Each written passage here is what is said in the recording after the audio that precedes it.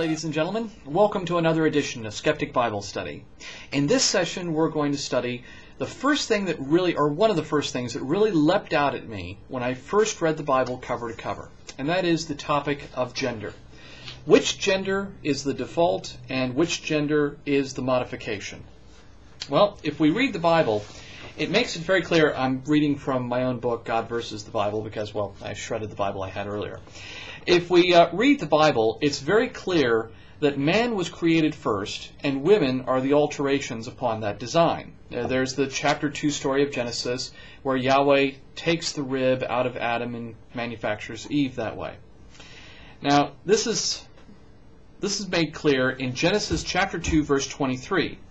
And Adam said, "This is now bone of my bone and flesh of my flesh. She shall be called woman because she was taken out of man." And this is echoed in 1 Corinthians chapter 11, verse 8. "For the man is not of the woman, but the woman of the man."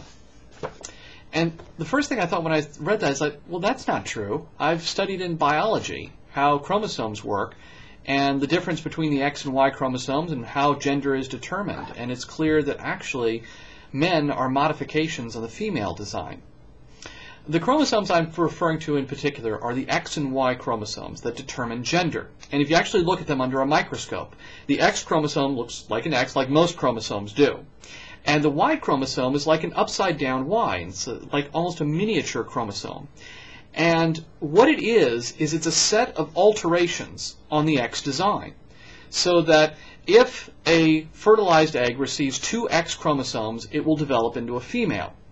But if it receives an X and a Y, it will at first develop into a female, but then the Y chromosome kicks in and modifies it into a male. Now the process is explained by Dr. George Johnson, professor of biology at Washington University in St. Louis. All human embryos develop into females unless they are masculinized by the product of the SRY gene found on the Y chromosome. So if we actually take a look at biology, it's obvious that men are alterations on the female design, and therefore women were created first. And that would also explain, by the way, why men have nipples. Thank you for listening, and may God's gift of reason light our way.